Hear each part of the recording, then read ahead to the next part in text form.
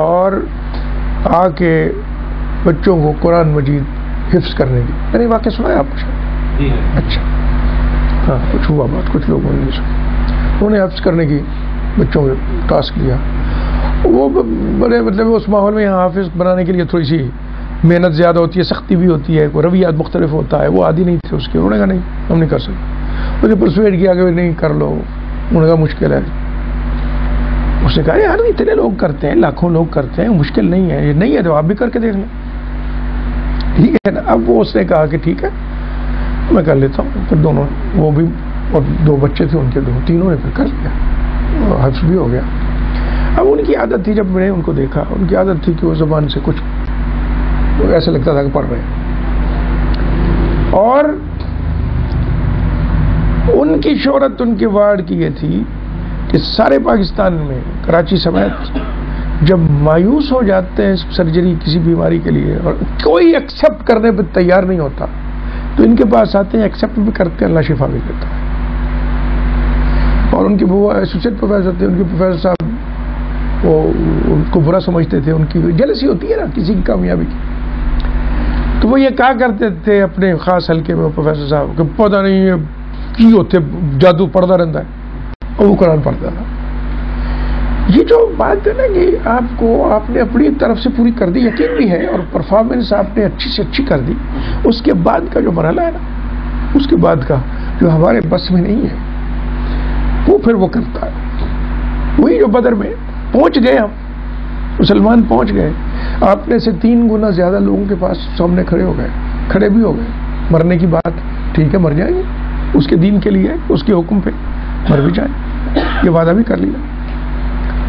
تو پھر جب آپ اپنی بساط کے مطابق پورے یقین اور ایمان کے ساتھ کوئی کام، جنگ ہے یا سرجری ہے، کوئی کام یا عمارت سازی ہے یا مینوفیکچر، کوئی شے بھی ہے جو آپ اس کی رضا کے لیے اس کو آمنے سامنے اس کے سامنے کر رہا ہوں، اس کی رضا کے لیے کر رہا ہوں، تو پھر اس کے بعد کے جو مراحل ہیں وہ صرف آدمی خود جانتا ہے یا اس کا خدا جانتا ہے. وہ کیسے طے ہوتا ہے، کیا کچھ ملتا ہے، کیسی کیسی نعمتیں حاصل ہوتی ہیں، کیا کیا اچیومنٹس ہوتی ہیں، دنیا کیسے حیران رہتی ہے. جیسے بدر کے رزلٹ سے ہوا، پھر آپ یہ دیکھتے رہتے ہیں مستقل طور پہ، یہ اسی طرح ہوتا ہے، اسی طرح ہو جاتا ہے.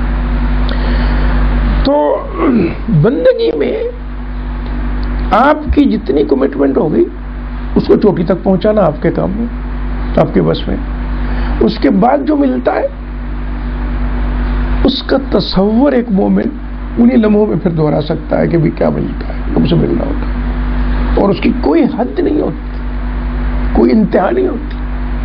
اور وہ ایسی لذتیں اور کامیابیاں ہیں، اور کامیابیوں کا ایسا احساس ہوتا ہے ہر فیلڈ میں کہ جو انسان کے لیے ناقابل اعتبار، ناقابل، اپنے لیے بھی وہ سمجھتا ہے کہ یہ کیسے ہو، اس سے کر.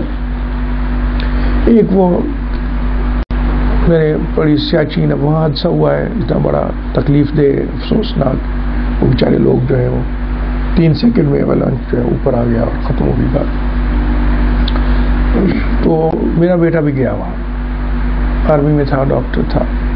ظاہر ہے جیسے ہم سب کمزور لوگ ہیں، ہم سب کمزور لوگوں کے اندر یہ مسائل ہوتے ہیں، تو ہمیں بھی فکر تھی، اس کی والدہ کو بہت فکر تھی. تو وہ بتایا اس نے ٹیلی فون پہ کہ میری باری ہے، وہاں جاؤں گا میں. تو اس کے بعد جب وہ اگلی دفعہ آیا تو ایک بک لے آیا جو وہیں کے واقعات اور احوال کے، اور جو لوگ جاتے ہیں وہاں ان کو وہ کرتے ہیں، دیتے ہیں کہ تم پڑھو اس کو. اس میں مشکلیں کیا ہیں، زندگی کیسے گزارنی ہے، اچھے دلچسپ انداز میں بڑی خوبصورت کتاب وہ چھپی ہوئی تھی. تو نے کہا وہ آپ بھی پڑھ لیں، آپ کو اندازہ ہو جائے گا کہ وہاں سروائیو کر رہے ہیں لوگ، اور کر رہے ہیں اپنا کام، اپنی ڈیوٹی ادا کر رہے ہیں، اور یہ ہے اس طرح سے کیا جاتا ہے، مشکلیں اس طرح سے آتی ہیں، اور اس کو یہ طرز زندگی ہے وغیرہ وغیرہ. انفارمیشن سے آدمی کی فکر کم ہوتی تو اس نے میں دی. تو اس میں ایک واقعہ لکھا ہوا تھا، وہ میں اب تک نہیں بھولا. مجھے یقین ہے کہ وہ جھوٹ نہیں بولا گیا، ان کی کتاب میں تھا جو آفیشیلی پرنٹ ہوتی تھی، اس میں ابھی ہوتی ہوگی شاید آرمی کے لیے. اور اس میں واقعہ لکھا ہوا تھا کہ گاڈ ہولڈز دی روپ، اللہ جو ہے اس نے رسی تھام لی. عجیب واقعہ تھا. یہ تھا کہ اب آپ نے اسٹیپ ہے، اوپر چڑھنا ہے، برف ہے، تو وہ پھر رسا پھینکتے ہیں. کو پیمائی کے لیے یہی ضروری ہوتا ہے. آپ نے اس میں بھی دیکھا ہوگا ٹی وی شی رسا پھینکتے ہیں. وہ کسی کگر سے، کسی چٹان سے، کسی اس سے وہ پھنس جاتا ہے، اس کو کھینچتے ہیں، پھر اس پر وہ چڑھتے ہیں، وہ سوراخ کرتے ہیں، پھر وہاں پاؤں کوئی چیز میخ گاڑتے ہیں، پھر اس پہ پاؤں رکھتے ہیں، پھر اوپر جاتے ہیں. تو اس میں لکھا ہوا تھا کہ جو پھینکا گیا کسی کو کھینچنا یاد نہ رہا، دیکھنا تسلی سے گرا نہیں ہے اپنی وزن سے، تو ایسے سمجھ لیا. جلدی میں ہوتا ہے انسان کہ جی وہ اگر نہیں گرا ہے، اتنا وزن ہے اس کا، مضبوط رسہ ہے، تو اس کا مطلب وہ پکڑا ہوا ہے، یہ سمجھ کے کھینچا نہیں کسی نے. اور لوگوں نے چڑھنا شروع کر دیا، اور چڑھتے. اور جب وہاں پہنچ گئے، پہلے نے بھی دیکھا، دوسرے نے بھی دیکھا، کئی لوگوں نے دیکھا، پھر ہوش آئی تو پھر اس کو پکڑ لیا. It was just lying in this room. پڑا ہوا تھا. تو انہوں نے لکھا کہ جی God holds the rope. اس نے پکڑ لیا. اچھا یہ اس نے مجھے نہیں پتا، بہرحال وہ ان کی ادارے کی چھپی ہوئی کتاب، آرمی کی پبلیکیشن میں سے، اس میں یہ میں نے پڑھا. ویسے زندگی میں اتنی دفعہ اس طرح کے تجربے ہوتے ہیں انسان کو، انہونیاں ہو جاتی ہیں، دعائیں مانی جاتی ہیں، اسباب سارے خلاف ہوتے ہیں، اور کوئی نہ کوئی ایسا معجزہ ہو جاتا ہے، وہ بات ہو جاتی ہے جو چاہیے کسی بندے کو. مجھ سے خدا سے پوچھا اسے، ایک ڈاکٹر صاحب سے آخری بات کرتے ہیں، مقصود صرف یہ ہوتا ہے ان واقعات سے کہ ہم اس سے سیکھیں. ایک ہمارے کلیگ ہیں، پنجاب یونیورسٹی میں پڑھاتے ہیں، استاذ ہیں، اب ریٹائر ہو گیا، لیکن وہ ان کی ایک چیئر ہے، اس پہ کام کرتے ہیں. تو میرے ساتھ تھے، ڈپارٹمنٹ اور تھا، انسٹیٹیوشن ایک ہی تھا، فیکلٹی ایک تھی. تو ان کے بیٹے کو کافی سال پہلے ان کے بیٹے کو یہ تکلیف ہوئی کہ وہ نگل نہیں سکتا تھا پانی کا گھونٹ بھی. یہ بیماری ایسی ہو گئی، نگلنا ممکن نہیں تھا. تو وہ بڑی تکلیف دہ پھر ہوتا تھا، پھر ٹیکا لگتا تھا، پھر اندر غذا کی نالی مشکل سے گزرتی تھی، اور اس سے پھر اس کو غذا ملتی تھی. پھر وہ زیادہ دیر نالی اندر چھوڑی نہیں جا سکتی تھی، وہ ناقابل برداشت ہو جاتی تھی. خیر یہاں اب نہیں علاج ہو رہا تھا، کچھ بیچارہ وہ سوکھ گیا بچہ، وہ اس کو انگلینڈ لے گئے. اب مجھے یاد نہیں کون سے ہاسپٹل کی بات کی، تو خود سنایا مجھے. میں باہر تھا تو آیا، تو ان سے ملا، میں نے سنا کہ ان کے بچے کا بڑا واقعہ ہوا ہے، کوئی بچ گیا، وہ ملا مجھے. تو کہنے لگے میں وہاں جب گیا، اور تو سارے انہوں نے کہا جی ہم کریں گے، اس کا آپریشن کریں گے. اور انہوں نے کاغذ دیے اور مجھے پہلے سمجھایا کہ 35% امید ہے کامیابی کی، یعنی 60% یا اس سے زیادہ خدشہ ہے کہ کامیاب نہیں ہوگا آپریشن.